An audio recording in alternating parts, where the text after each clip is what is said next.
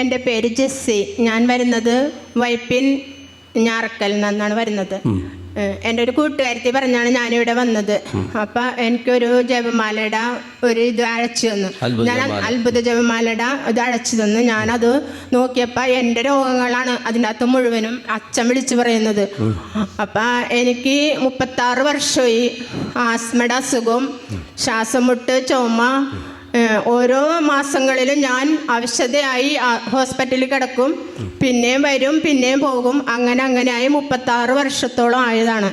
പക്ഷേ ഞാൻ അതിൻ്റെ പിറ്റേ മാസം ഞാൻ ഇവിടെ വന്ന് ഈ ജപമാല കൂടിയേ ഈ പുണ്യഭൂമിയിൽ ഞാൻ ചവിട്ടിയ ആ നിമിഷം അന്ന് തുടങ്ങി ഞാൻ മരുന്നും കഴിക്കണില്ല, ഒന്നും കഴിക്കണില്ല. ഇവിടെ വന്നിട്ട് വൺഡേ ആയിരിക്കും കൂടിയത് അല്ലേ? വൺഡേ കൺവെൻഷൻ കൂടി ജപമാല കൂടാറുണ്ട്. പിന്നെ ഇവിടെ വന്ന് വൺഡേ കൺവെൻഷൻ കൂടി.